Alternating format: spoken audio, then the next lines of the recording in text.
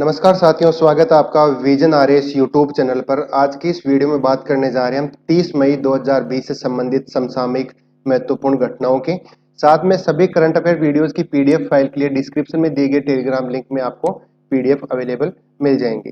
तो बढ़ते हैं आज के पहले प्रश्न के विषय में। हाल ही में गोवा में होने वाले कौन से खेलों को अनिश्चित काल के लिए स्थगित कर दिया गया है? विकल्पों में आपके सामने है 35वें राष्ट्रीय खेलों को, 36वें राष्ट्रीय खेलों को, 37वें राष्ट्रीय खेलों को या 38वें राष्ट्रीय खेलों को। तो इस प्रश्न का सही उत्तर है हाल ही में 36वें राष्ट्रीय खेल जो गोवा में होने थे उन्हें कोरोना वायरस के चलते अनिश्चित काल के लिए स्थगित कर दिया गया। यह 36वें राष्ट्रीय खेलों का लोगो जो गोवा में होने थे 2020 में, उन्हें कोरोना वायरस के संक्रमण के चलते जो खतरा दिखा तो वहां की सरकार ने इन्हें स्थगित कर दिया। और गोवा में जो 36वें राष्ट्रीय खेलों का आयोजन होना था वो होना था 20 अक्टूबर से 4 नवंबर के बीच। अब इन गेम से संबंधित कमेटी सितंबर में डिसीजन लेगी कि अगले जो नेशनल गेम्स हैं उनकी नई तारीख क्या डिसाइड करे। ये कमेटी डिसीजन लेगी सितंबर में। इससे पहले जो नेशनल गेम्स हुए थे वो हुए थे 2015 में और स्थान था केरल। तो ये ध्यान रखिएगा, पिछले जो नेशनल गेम्स थे वो हुए थे केरल में और 2020 में जो गोवा में नेशनल गेम्स होने वाले थे 36वें, उन्हें कोरोना वायरस के संक्रमण के चलते स्थगित कर दिया गया। अब देखते हैं राष्ट्रीय खेल के विषय में। भारत के विभिन्न राज्यों के बीच होने वाली एक उत्कृष्ट खेल प्रतियोगिता है जिसकी शुरुआत 1924 में हुई। अंतिम आयोजन था वो था 2015 में, स्थान था केरल। राष्ट्रीय खेल का मोटो है गेट सेट प्ले और राष्ट्रीय खेल से संबंधित जो मुख्यालय है वो है नई दिल्ली में। भारत सरकार का खेल मंत्रालय है वो राष्ट्रीय खेल का पैतृक संगठन है। अब हम देखते हैं जो पिछले राष्ट्रीय खेल 2015 में हुए थे उनके विषय में कुछ इंपॉर्टेंट फैक्ट्स। 31 जनवरी से 14 फरवरी 2015 तक होने वाले 35वें राष्ट्रीय खेलों का आयोजन जैसा कि आपको बताया केरल में हुआ। और इन खेलों में 35वें राष्ट्रीय खेलों में नौकायन को पहली बार शामिल किया गया था। पिछली बार एसएससी में और बैंकिंग के एग्जाम में ये प्रश्न पूछा जा चुका है, इसलिए ध्यान रखना। नौकायन जो गेम है वो 35वें राष्ट्रीय खेल में शामिल किया गया था जो कि हुए थे केरल में। अगला प्रश्न है हाल ही में किसे अर्जुन पुरस्कार के लिए नामित किया गया है? प्रश्न के विकल्पों में आपके सामने है पीवी संधू, हिमा दास, मीराबाई चानू और प्रीति पटेल। तो इस प्रश्न का सही उत्तर है मीराबाई चानू को हाल ही में प्रतिष्ठित अर्जुन पुरस्कार से सम्मानित करने के लिए नामित किया है। आप देख सकते हो मीराबाई का खेल किस संबंध से है? वो है भारोत्तोलन, वेट लिफ्टिंग जिसको बोलते हैं। और ये है अर्जुन पुरस्कार की प्रतिमा। अर्जुन पुरस्कार के विषय में यह है कि खिलाड़ियों को दिया जाने वाला एक पुरस्कार है जो भारत सरकार के द्वारा दिया जाता है खेल में उत्कृष्ट प्रदर्शन करने के लिए। अर्जुन पुरस्कार का जो प्रारंभ हुआ था वो हुआ था 1961 में। इस पुरस्कार में 5 लाख रुपए की राशि और एक कांस्य प्रतिमा और प्रशस्ति पत्र अर्जुन पुरस्कार की राशि में दिया जाता है। तो ध्यान रखने योग्य है मीराबाई चानू को अर्जुन पुरस्कार के लिए नामित किया गया है। अगला प्रश्न है हाल ही में किसे मैथिल वीरांगना की उपाधि से सम्मानित किया गया है? प्रश्न के विकल्पों में प्रतीक्षा मित्तल, प्रतिष्ठा सिंह, ज्योति कुमारी और मीनाक्षी शर्मा। इस प्रश्न का सही उत्तर है ज्योति कुमारी को मैथिल वीरांगना उपाधि से सम्मानित किया गया है। ये देख सकते हो आप, ज्योति कुमारी। काफी दिनों में ये जो तस्वीर आप देख रहे हैं ये चर्चा में रही होगी। इस तस्वीर के विषय में ये है कि लॉकडाउन में बीमार पिता को साइकिल पर लेकर गुरुग्राम से बिहार के दरभंगा स्थित अपने गांव सिरहुल्ली पहुंची, जिन्हें नाम दिया गया साइकिल गर्ल का। उनका नाम था ज्योति कुमारी और इन्होंने जो काम किया तो पूरी दुनिया में इनकी वाहवाही हो रही है। उन्हें सम्मानित किया मैथिल वीरांगना उपाधि से। मैथिल वीरांगना की उपाधि जो ज्योति कुमारी को दी गई वो अदम्य साहस से प्रभावित होकर प्रतिनिधि मंडल ने सिरहुल्ली ग्राम जाकर ज्योति कुमारी को सम्मानित किया। तो इस प्रश्न का सही उत्तर है ज्योति कुमारी को मैथिल वीरांगना उपाधि दी गई। चौथा प्रश्न है हाल ही में विप्रो ने अपने नए एमडी एंड सीईओ अर्थात managing director and chief executive officer को नियुक्त किया, वो कौन है? तो इस प्रश्न का सही उत्तर है थियरी डेलापोर्ट। थियरी डेलापोर्ट को विप्रो ने अपना नया एमडी और सीईओ नियुक्त किया। अब हम देखते हैं विप्रो के बारे में। विप्रो है वो भारत की एक प्रतिष्ठित सूचना और प्रौद्योगिकी अर्थात आईटी कंपनी है। विप्रो की स्थापना 1945 में हुई और विप्रो का जो मुख्यालय है वो है कर्नाटक में। विप्रो जो आईटी कंपनी है उसके संस्थापक हैं वो है श्री अजीम प्रेम जी। ये देख सकते हो आप, अजीम प्रेम जी, और ये विप्रो का लोगो। नेक्स्ट क्वेश्चन, हाल ही में किसने इंस्टेंट ई पेन सुविधा लॉन्च की है? प्रश्न के विकल्पों में आपके सामने निर्मला सीतारमण, पीयूष गोयल, गृह मंत्री अमित शाह या प्रधानमंत्री श्री नरेंद्र मोदी? इस प्रश्न का सही उत्तर है, हाल ही में भारत की वित्त मंत्री श्रीमती निर्मला सीतारमण ने इंस्टेंट ई पेन की एक सुविधा लॉन्च की है। हम देखते हैं सुविधा है क्या। वित्त मंत्री सीतारमण ने केवाईसी अर्थात नो योर कस्टमर आधारित तत्काल ई पेन नंबर जारी किए जाने की सुविधा शुरू की है। इसके तहत आवेदक को आधार के लिए पंजीकृत मोबाइल नंबर के साथ आवेदन करना होगा और वेरिफिकेशन होने पर तत्काल ई पेन कार्ड जारी कर दिया जाएगा। यह सुविधा निःशुल्क है और पूरी तरह से पेपरलेस है।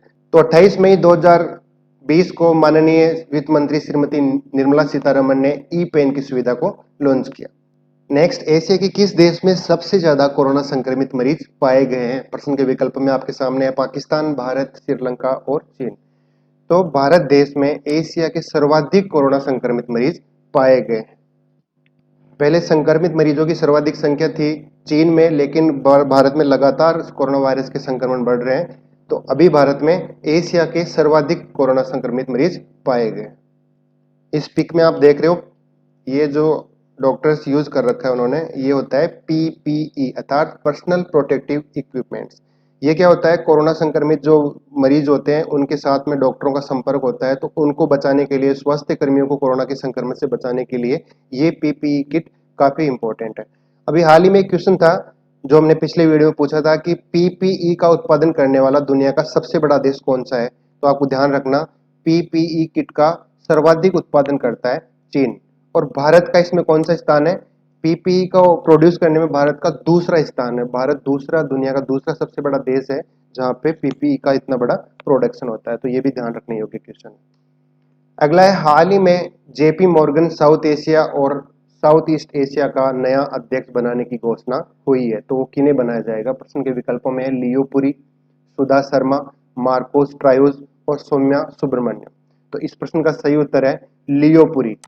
लियो पुरी को जेपी मॉर्गन साउथ एशिया और साउथ ईस्ट एशिया का अध्यक्ष बनाने की घोषणा हाल ही में हुई है। अब हम देखते हैं जेपी मॉर्गन के बारे में। जेपी मॉर्गन एक वैश्विक वित्तीय फर्म है जिसका मुख्यालय अमेरिका के न्यूयॉर्क शहर में है। इसका कार्य होता है कि विविध समूहों को निगमों, सरकारों और वित्तीय संस्थानों तथा व्यक्तियों की सेवा में ये कार्यरत है। एक फाइनेंशियल ये ग्रुप है। साथ ही ऑप्शन थर्ड में आप नाम देख रहे हैं मार्कोस ट्रायोज। तो Marcos triose new development bank के नए अध्यक्ष नियुक्त किए गए हैं। तो ये क्वेश्चन है, जेपी मॉर्गन साउथ एशिया और साउथ ईस्ट एशिया का नया अध्यक्ष बनाया गया है लियो पुरी को। किस भारतीय बैंकर को न्यू डेवलपमेंट बैंक का नया उपाध्यक्ष चुना गया है? प्रश्न के विकल्पों में अनिल किशोर, भावेश दुबे, मार्कोस ट्रायोस और वी कामत। तो इस प्रश्न का सही उत्तर है अनिल किशोर को न्यू डेवलपमेंट बैंक का उपाध्यक्ष चुना गया है। अभी अभी हमने चर्चा की कि न्यू डेवलपमेंट बैंक के जो अध्यक्ष हैं वो है मार्कोस ट्रायोस, और मार्कोस ट्रायोस ने स्थान लिया था भारतीय मूल के वी कामत का। अब देखते हैं न्यू डेवलपमेंट बैंक के बारे में, जो कि कल हमने कल के वीडियो में भी चर्चा की थी। न्यू डेवलपमेंट बैंक की स्थापना 15 जुलाई 2014 को हुई और इसका जो मुख्यालय है वो चीन के सिंगाई शहर में है। ब्रिक्स देश इसके सदस्य देश है। ब्रिक्स देशों में आप देख सकते हो ब्राजील, रूस, भारत, चीन और दक्षिण अफ्रीका, ये मिलकर बनते हैं ब्रिक्स कंट्रीज। तो अनिल किशोर को न्यू डेवलपमेंट बैंक का नया उपाध्यक्ष चुना गया है। प्रश्न संख्या 9, हाल ही में आर श्रीलेखा किस राज्य की पहली महिला डायरेक्टर जनरल ऑफ पुलिस नियुक्त की गई है? प्रश्न के विकल्पों में है राजस्थान, तेलंगाना, महाराष्ट्र और केरल। तो केरल की पहली महिला डीजीपी है आर श्रीलेखा, जो कि एक ध्यान रखने योग्य क्वेश्चन है। और मुझे आप एक बात कमेंट बॉक्स में बताओ कि भारत की पहली महिला आईपीएस अधिकारी कौन थी? इसका उत्तर आपको कमेंट बॉक्स में देना है। अगला प्रश्न है, हाल ही में फीफा ने किस संस्था के साथ मिलकर सेफ होम अभियान लॉन्च किया? तो प्रश्न के विकल्पों में है world bank, United nation, WHO और एडीबीआई। इस प्रश्न का सही उत्तर है फीफा ने विश्व स्वास्थ्य संगठन के साथ मिलकर एक अभियान लॉन्च किया जिसका नाम दिया गया सेफ होम अभियान। तो इस अभियान का जो मुख्य उद्देश्य था वो ये था कि डोमेस्टिक वायलेंस, जो घरेलू हिंसा होती है, महिलाओं के प्रति जो घरेलू हिंसा होती है, उस हिंसा के खिलाफ ये अभियान चलाया गया था, जो कि लॉकडाउन के इस दौर में काफी ज्यादा बढ़ गई है। तो फीफा ने विश्व स्वास्थ्य संगठन के साथ मिलकर अभियान चलाया और अभियान को नाम दिया सेफ सेफ होम्स। तो काफी इंपॉर्टेंट क्वेश्चन है। अब हम चर्चा करते हैं 29 मई के प्रश्न के विषय में। 29 मई के प्रश्न का उत्तर है हमारा महाराष्ट्र। तो हम देखते हैं प्रश्न क्या था। कोरोना वायरस का संक्रमण बढ़ रहा है, उसके चलते किस राज्य सरकार ने अपने सभी निजी अस्पतालों को अधिकार में ले लिया है? तो कौन सी राज्य सरकार है? महाराष्ट्र राज्य सरकार ने ये डिसीजन लिया। अब ये जानना भी जरूरी है कि ये डिसीजन सरकार ने क्यों लिया, क्योंकि कोरोना मरीजों के इलाज को लेकर अस्पतालों से सहयोग नहीं मिल रहा था, इसलिए सरकार ने ये फैसला लिया। अभी भी निजी अस्पतालों के 80% बेड सरकार के कब्जे में होंगे। मुंबई सहित पूरे प्रदेश में कोरोना वायरस का संक्रमण तेजी से फैल रहा है। इस वजह से कई मरीज निजी अस्पतालों में बेड नहीं मिलने की शिकायत कर रहे थे, इसलिए निजी अस्पतालों का अधिग्रहण सरकार ने किया। अब हम चर्चा करते हैं आज के प्रश्न की। आज का प्रश्न है, परिसीमन आयोग अभी हाल ही में चर्चा में है, खबरों में है। अब तक कितनी बार परिसीमन किया गया है? तो प्रश्न के विकल्प आपके सामने है। साथ में इस प्रश्न के सही उत्तर के अलावा आपको परिसीमन आयोग के बारे में जितनी भी जानकारी है, आप हमें कमेंट बॉक्स में साझा करें। So thanks for watching vision RS YouTube channel. इस यूट्यूब चैनल के माध्यम से न केवल आपको करंट अफेयर्स बल्कि सामान्य अध्ययन की जानकारी, उनकी क्लासें भी आपको सिलेबस के अकॉर्डिंग और एग्जाम पद्धति के आधार पर प्रोवाइड करवाई जा रही हैं। साथ ही अगर आपको करंट अफेयर्स की पीडीएफ फाइल डाउनलोड करनी है तो डिस्क्रिप्शन में दिए गए टेलीग्राम लिंक के माध्यम से आप वो डाउनलोड कर सकते हैं। So thank you so much.